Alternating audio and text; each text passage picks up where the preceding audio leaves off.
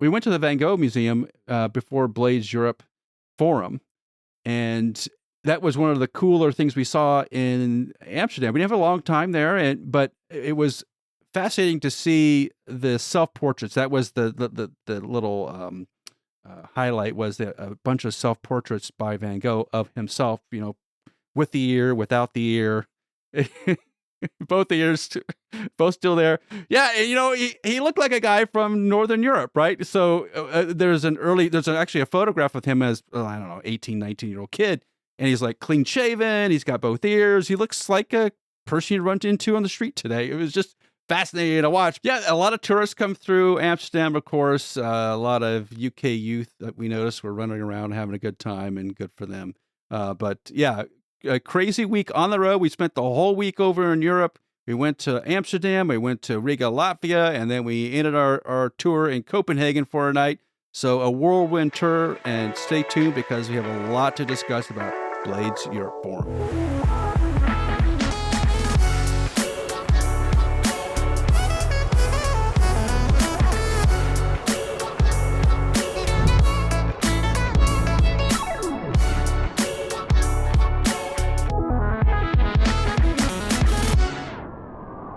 Welcome to the Uptime Wind Energy Podcast. I am your host, Alan Hall, and I'm here with Joel Saxum, and we just got back from Blades Europe Forum 2023 in Amsterdam, the Netherlands. And we sat through all the sessions, or at least the vast majority of them, so that you didn't have to. And we wanted to touch on some of the highlights that we saw at the Blades Europe Forum, because there was a lot of good information there, and a lot of good discussion points. And as Joel and I discussed in between sessions and at dinner, the United States and Europe are going in different directions. And I wrote a LinkedIn post about it, which got a lot of traffic. So we should talk about that too, Joel, while we're at it.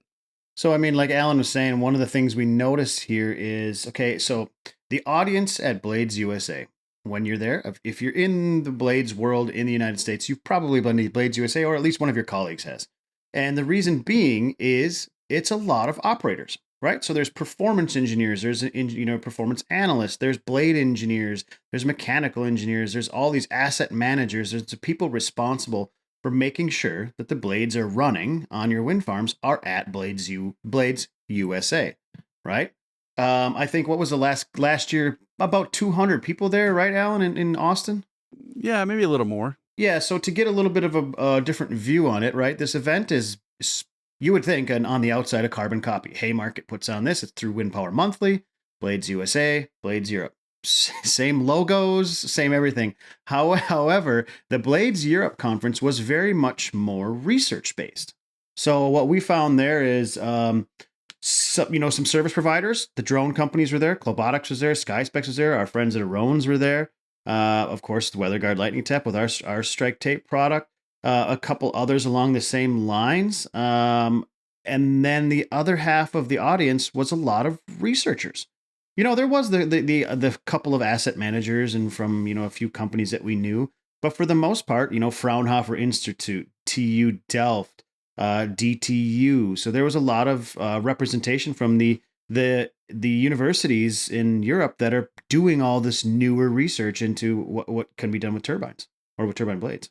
Right. And just on the operator side, one of the key pieces I noticed early on, I think it was a discussion from Statkraft, which is based in Norway, is they were looking at thermal imaging and the use of thermal imaging to detect cracks and the size of cracks on blades out in the water.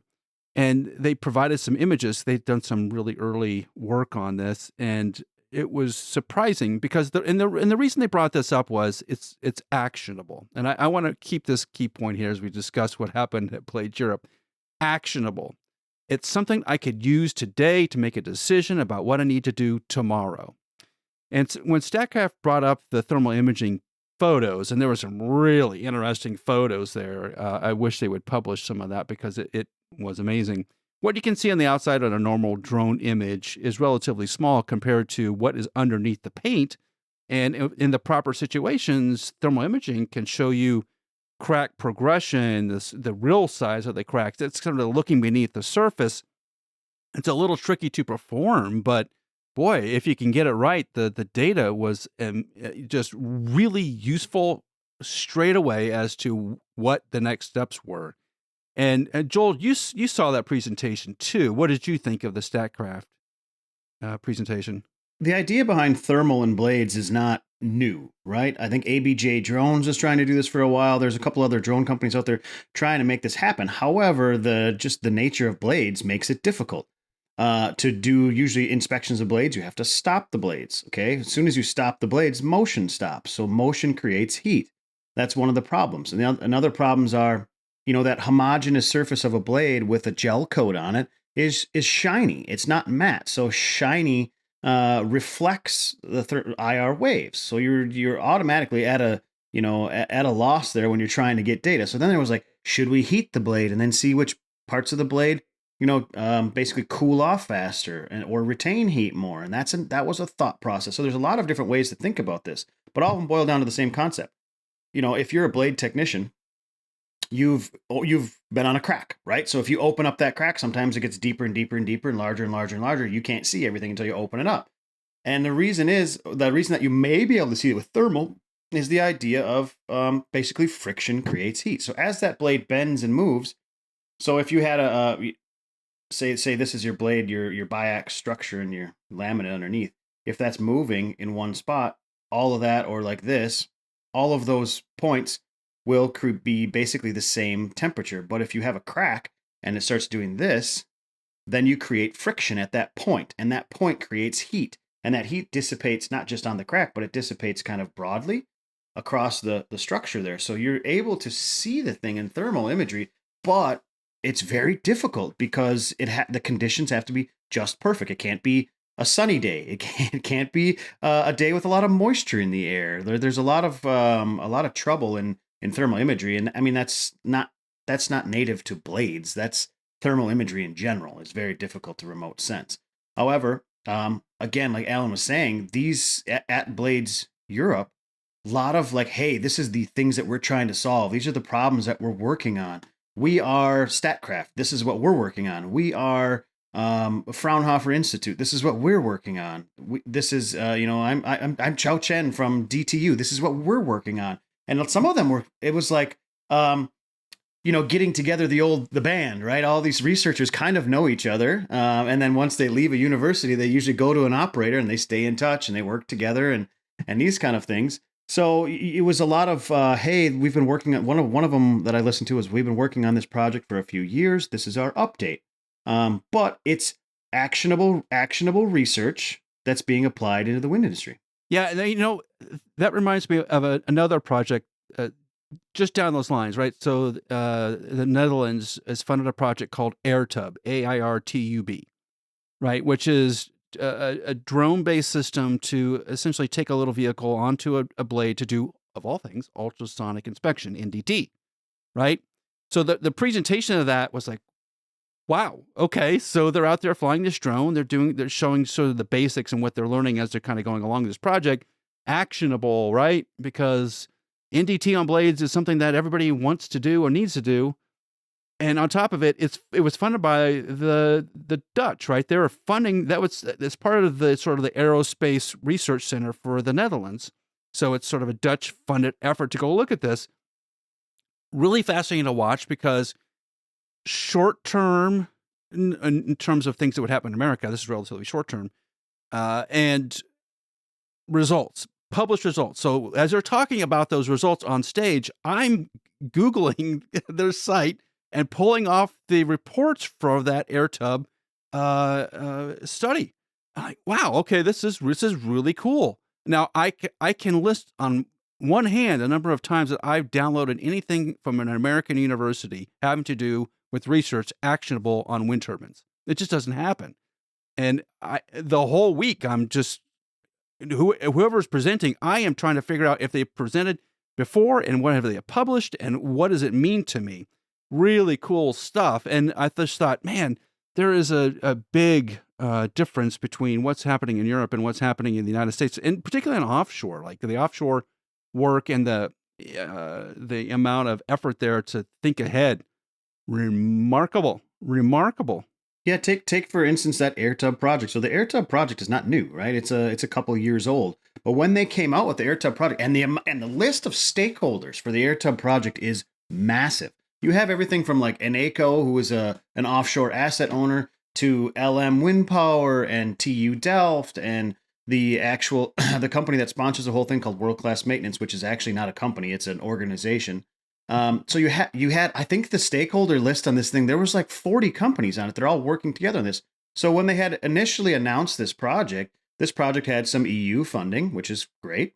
But it also had a lot of funding from all the stakeholders, and they came together and said, "Hey, we know we have a problem to solve, and we need solutions for it." Of course, offshore wind, very expensive for operations and maintenance. We know this. So they created a roadmap for this project that included a lot of things that a lot of companies are doing right now on their own, right? But they wanted to make this a cohesive effort to get all of these things done with one solution. So we know that offshore or wind turbine NDT is being done. We know that Bladebug is working on it. We know that our friends at Aerones are working on it. We know that force technology already kind of does it. Nobody does it in the most efficient fashion because it's tough, right? You have to get sensors up tower and you have specialized people and all these things. We know this. But the AirTub project is like, hey, we're going to make a drone platform. That drone platform is going to scale itself. It needs to do inspections. It needs to do NDT. It needs to do repairs. It needs to do this. It needs to do that. So they have all these things lined out, and it is transparent. The project's very transparent. Every stage they get done with, they put a big report out. Hey, here's how you can use this. Here's what we're doing. All the good things. And they're up on stage talking about it and looking for feedback and looking for more ideas and more thought process. So it's just a little bit different of an atmosphere. Yeah, it definitely was. Some of the forums and the discussions offline I thought were really fascinating. We met Arthwind was there.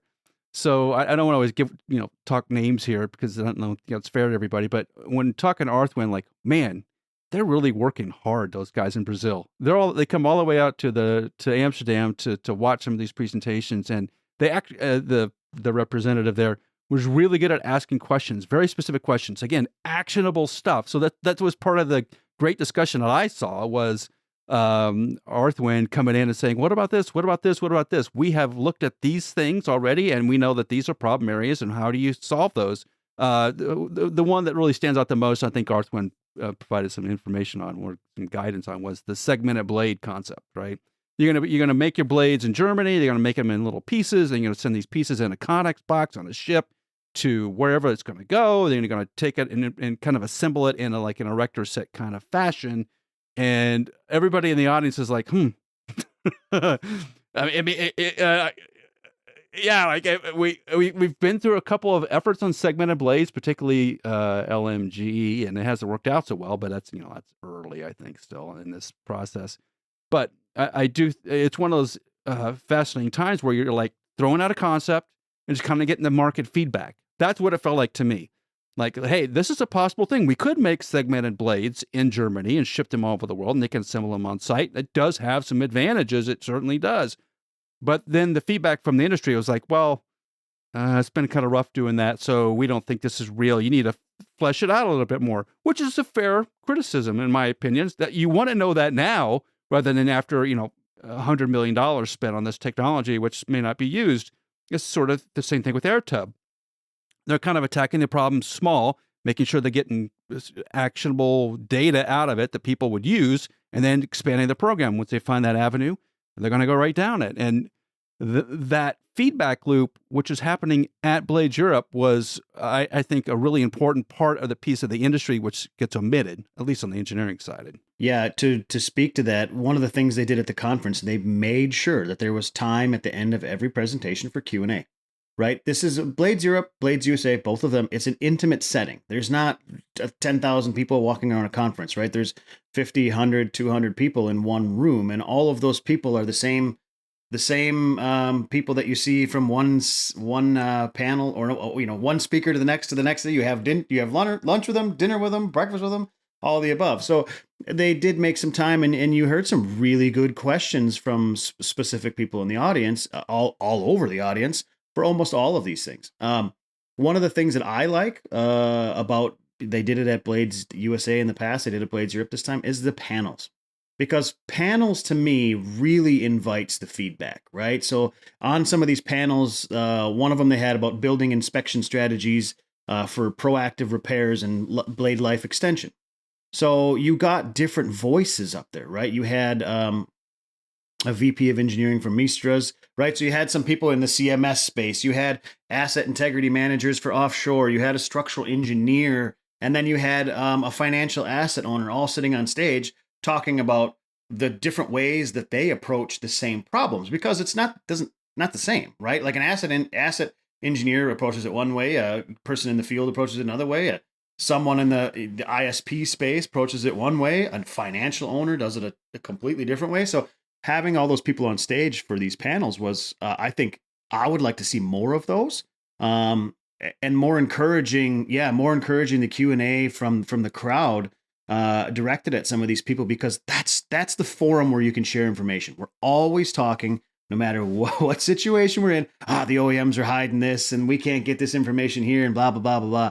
But when you can sit up there and have a panel at one of these things with experts from all realms of the supply chain sitting around talking, just when it gets to the point where it's almost like a BS session, which happens more in the US than in Europe, it's a little bit more a little more stringent over there. But when it gets to that point where you're just kind of like, hey, what about this? What about this guy sit here? And someone just kind of stands up in the crowd and goes, I think this. Those are my favorite ones. Those are the best, because I think it's where the problems get raised and ideas are actually thrown out of it, and experience comes out, right? That we've tried this and this works or this doesn't work. And I do agree with you that those discussions are really key. You know, one of the going down that same thought process, there was a discussion about FSAs, which I thought was fascinating, because obviously there's a lot of FSA talk right now, and you can watch Vestas at the moment is really leveraging themselves, in GE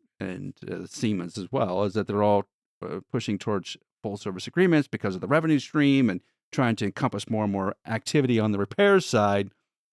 The operators were of the opposite opinion about FSAs, which were, after a couple of years, you don't need them. Once the warranties are over, you just don't need them. And there was a variety of feedback as to why, but it mostly had to do with just the level of service that they got once the blades have been around for a couple of years and the turbines have been around a couple of years. And it was shocking to hear the open opinion about that. Like, well, one of the questions was raised, should we buy a 20-year or 25-year FSA? And pretty much everybody around me was like, no, that's crazy. It's not worth it. You can do a lot more with your own processes, internal processes, if you have it laid out and you have the staff to manage it.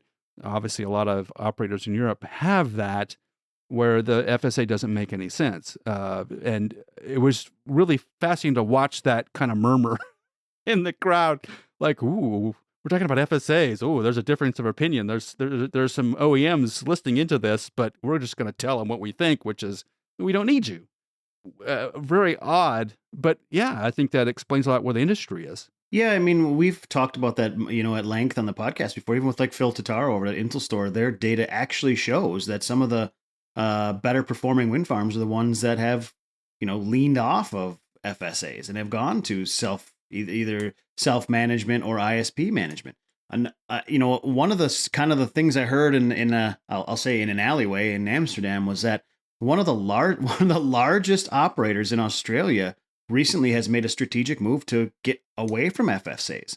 Now, if you know anything about the Australian market, they've almost exclusively been operations through full service agreement with the OEMs, and I think that people are starting to finally kind of get fed up with them. Because at the end of the day, a lot of times, if you have an FSA with an OEM, you're ending up with a subcontractor to an ISP on your wind farm anyways. So why do that? And it makes sense in certain areas where, you may not have an engineering or prowess. If you're a financial asset owner, you're not an engineering company. You're not an asset management company. So people tend to sign those FSAs. Well, it might be better off for you to look to the independent market instead of the OEM for an FSA, So there's quite a few options out there, but like Alan said, the majority of the whispers we heard there are the same things that are being mirrored being said in the States, that people are starting to shy away from FSAs. Yeah, which makes you a little bit nervous for the OEM status or health status there, right? Because they're relying upon those FSAs to make up for the lower cost you have to sell their turbines for. Yeah, the industry may not be supportive of that future. And one other thing I want to talk about on the technical side, because the whole time I'm sitting there thinking about the amount of data that is being generated from these turbines. And remember, Sensori gave a really good presentation about the different things that they can do by monitoring and learning and kind of using some machine learning algorithms to get smart about what's happening in the turbine. I was thinking, man, that's a lot of data. Yeah, that's a lot of data. I think they touched on the amount of data from their system. Like, ooh, that's a lot. And then watching Nurse Labs and Sky Specs and a couple others, like even the thermal imaging, like, ooh, there's a lot of data that's coming off these turbines. And how do you manage that, especially as you get into more remote locations? If you get further offshore, how are you going to manage all that data? And the obvious answer was Starlink, right? SpaceX system, right? So I started asking them, like, are you using the SpaceX system to upload and download data? Like, no. And I thought that was just really weird. Like, why would you not, in the days when you need to have a lot of data transfer at remote locations, why is Starlink not at the sort of top of priorities? And maybe it is, they just can't say it, but boy, oh boy, it seems like an obvious answer to a very complex problem. I have a Starlink setup, right? It's in a backpack. So I have a backpack that I can literally, if I'm in my pickup, I can plug it into my truck anywhere I am. And I have 200 megabytes down and 50 megabytes up. I'm like, there's no, that's as good as a wired connection almost anywhere on Earth. So yeah, the amount of data there. And then the other side of that is the amount of data up and managed from the field. But as we get further and further down the line of creating all this data, I do know that there's people that have gotten away from AI in general, just because of the kind of the problems it can bring. However, we're almost going to have to start getting back into some AI, at least for the basic insights and the basic management of data, because when it becomes to be so much, operators will tell us all the time, like, man, we get stuck in a data like quagmire. We get so much that we can't even make the insights out of it that we should. And at the end of the day, they just want to be told what to do, right? That an operator says, don't give me 35 gigabytes of inspection data for one turbine. Give me the things I need to fix, and if I need to fix them now or next year. That's what I want to know. I don't want to have to sort through all this stuff. So I think that you'll start to see, and you're seeing this in every industry, no matter what, but AI is a tool. And to be honest with you, I don't really care if that's don't use it. This is me. Don't use it as marketing. Just use it and make it happen in the background. Tell me that you're going to give me the best insights that you can from the data that's being collected, whether it's from a CMS or from a drone inspection or from SCADA. I don't care. Just give me the answers instead of telling me all the things that you can do. Yeah, and I do think that is, you could feel it, right? You saw two different approaches to data control and data interpretation. You saw AI used a lot by the professors. You saw machine learning used by the people in the industry. And I thought that was a really unique difference, right? They understand if you're actually doing it, it's just algorithms, right? We're applying this algorithm to this data set to filter it. That's what it is. It's filtering. It's not artificial intelligence, but in the theoretical world of the professors, it's artificial intelligence. That's the way they do these things. So we're at this world. We're at this weird breakpoint where it's still coding and it's still trying to filtering and it's learning, right? But we are starting to, I think, things I've seen are making the transition over. Like the computers and the systems are a lot smarter. They're able to make some of the determinations by themselves. They are iterating into smarter, quote unquote, algorithms. And I think that's really helpful for the industry because you're right. If we're all looking for blade damage, then we need to be smart about how we look for blade damage. Yeah, I mean, I think you'll start to see some more uses, and I'm going to give you another one. We went AI, ML. You're going to start to see more uses for machine vision in the wind industry. And that can be target. So when we start getting NDT up there, you don't want to have to go do an NDT report or study or inspection on your entire blade. You want to actively use while on site, while local, you want to use some machine vision to be able to pick out the areas that you actually need to inspect. and then move on with it, right? So that's going to be the next iteration. Once you don't have a technician up there to do NDT, it'll be machine vision based. And then as we start seeing more and more of these repair robots at the show in Blades USA, or Blades Europe, sorry, we saw the Sparrow robot from Robotics, did leading edge repair. Same concept as the Vestas robot, where they have the blade horizontal at 90 degrees to gravity, and they set the LEP robot on there, right? So we're seeing some more advances in LEP robots. Our friends Aerones over there in Latvia, they're starting to do more and more things with their robots. That's outside of just LEP repair, and that's going to be all or mostly all reliant on machine vision, to be able to make those decisions in real time that are proper, correct. And once you get robots doing certain things, AI, machine vision, machine learning, like it's all tools of the future, but they're used now. Oh, yeah, absolutely. And I do want to touch upon the venue and kind of how that went. No, it was in Amsterdam, which is sort of a central point for a lot of people, right? Particularly in Europe, not so much in the United States. But Amsterdam itself, nice city, obviously sort of a modern European city, but it has some rough edges. You got to admit, it has a little bit of rough edges around it still. And there's a lot of rebuilding. Like we were in a facility that was an old Lutheran church, probably been built in the 1600s, which was really cool. Parts of it really cool. Besides the fact that the heat didn't work, which is what happens when you have a 400, 500-year-old church. It's just going to be drafty. But I think the difference between Blade Europe and Blade USA is just in the sort of the format, the layout, who's there, and the vibe that's generated there. I'm an engineer. You can't hit me with enough data. I will always be able to take more data in if you're willing to give it to me. And where Blades USA tends to be a little more salesy, Blades Europe is definitely more educational for sure. And if that's your thing, you want to see some of the data, that's the place to go. So, I pulled out a lot out of Blades Europe. I wish I could pull out more. I wish they had more people attending it, because I think that some of the discussions have been a little more livelier.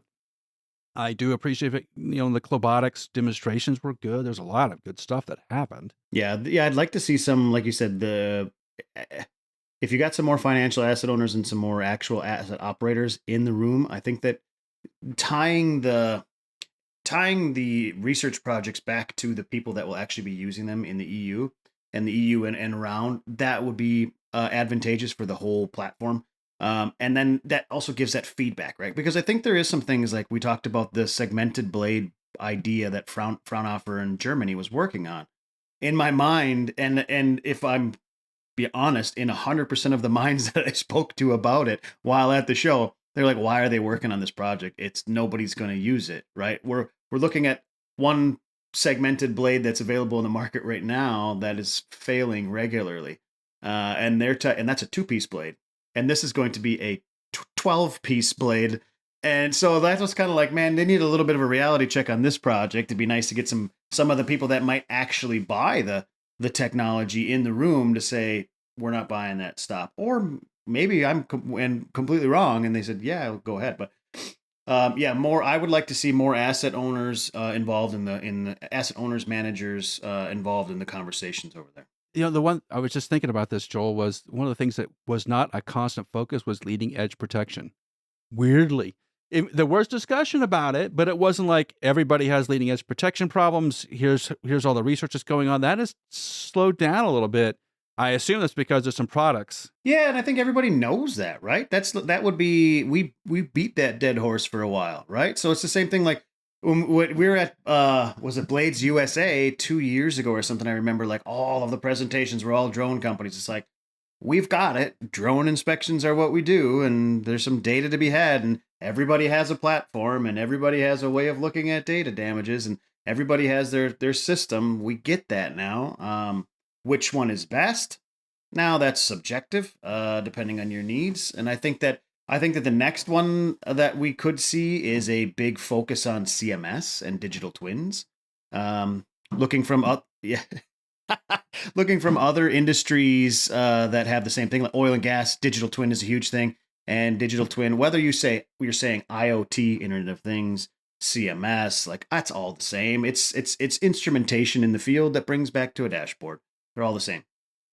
That'll be the next focus. I disagree because the digital twin makes me insane because I think it's such a complicated problem, and the industry and the turbines are changing so fast that even if you were to instrument several of them, I don't think it's going to capture all the variability that is going on inside of things like blades or gearboxes, where the twin is going to be that valuable to you. See what, and I'll tell you why I disagree with you, Alan. And why I disagree is the fact that we've had such growth in makes and models and blade types and gearbox types and all these different things in the last 10 years that when we get to the stage outside of the US, of course, because of PTC funds and repowering outside of the US, when we get to the stage, which we're coming to shortly, of end of life extension, you almost will have to instrument these things to understand what's going on, because there'll be places where, hey, this was design life 20 years. When you're coming up on year 16, 17, you're probably going to want to know if you got to decommission that thing at 20 or if you can push it to 25. That will be all digital twin instrumentation process. Now, like I said, in the US, not as big of a thing, right? Because PTC is there and we're just going to pop the gearbox off, put a new one on and rebuild the blade or put new blades on anyways. So we're repowering, not a big deal. But the rest of the world doesn't do that yet, or won't do that, or their policies don't support it. So the rest of the world has, and if you get the same thing, all of these Siemens 3.2s up to even the 6 and 8 megawatt offshore wind turbines that were put in 10 years ago, they're getting to the stage now where more monitoring, lifetime extension. And I think that's where we're going to start to see more of this CMS stuff, where we've seen a lot of CMS companies pop up in the last few years. I think that it's going to become more and more to the forefront as the global fleet ages. I think you're right. The digital twin in the States is dead. Unless some state or some agency requires it for something, they're just not going to invest in it. So we left Amsterdam and then took a quick flight over to Riga, Latvia, to meet with Aerones. And this is part of our tour of Europe for that week.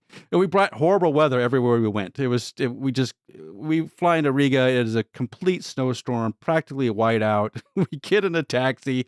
It is like skating to the airport. It was a little crazy. It's like a road rally on ice. But yeah, that was insane. So we did go visit Aerones. And Danis and Greta took us through the factory, and it is a factory. And we're going to have a separate episode just devoted to it, to give you all the insights. And there's a lot of cool video that went along with that. But holy smokes, this is way beyond a startup. They have a lot of people on staff that are creating some really cool robots, and they have some new tech, and their capabilities are expanded. And it was just eye-opening what they have going there, because unless you visited it, you would not realize they have grown to that stature. Yeah, I mean, I've been following Aerones for a few years now, since we're really coming into the wind industry, watching them. We clean towers, and then it was we do LPS testing, we do this, we do that. All of a sudden, like their offerings grew and grew and grew. And we watched them get a big investment here not too long ago, about 6-9 months ago, and we got the opportunity. Of course, they're friends of the podcast. We've had them on. We've talked to them a few times. We got the opportunity to go visit their office. And to be honest with you, even while knowing them, I was thinking, 50 people, a warehouse in Latvia, and some engineers in the corner or whatever. We got there, and it was like a 5-story building, 4 floors. This floor is finance, and this floor is analytics, and this floor is engineering, and this floor is operations. And then we got to go to the building next door to check out manufacturing. There was like R&D room, test room, manufacturing lab, CNC. Like, I mean, they have 250 plus employees. They're working all over the world. They're mobilizing kit everywhere. They're big enough right now where you can understand this if you've been in any kind of industry. They're big enough right now where they have a complete supply chain department. Right, that's crazy. So they have their setup there ready to expand. They're thinking that in the next 6 months they'll take over another floor of the office building, one of the last floors, and then in the next year expand into the next facility over, which is, just a 10-meter walk out the backside of their warehouse, is another one that's a carbon copy that they can expand into. So very, very eye-opening, like you said, Alan. Like we walked in there, oh man, we took this tour and it was crazy. So when we did a good interview with Greta and Danis over there as well. So we'll post that here not too long, but take a listen to that one to kind of see where they're at and what they've got going on. And if you have any questions, be sure to reach out to them. Yeah, and we flew through Copenhagen on the way home. We avoided the big snowstorm in Germany. Joel didn't on the way back because we brought snow all over Europe. They should thank us for that early Christmas snow.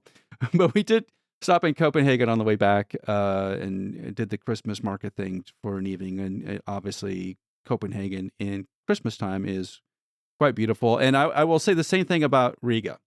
Danis and Greta took us on a little bit of a tour of Riga.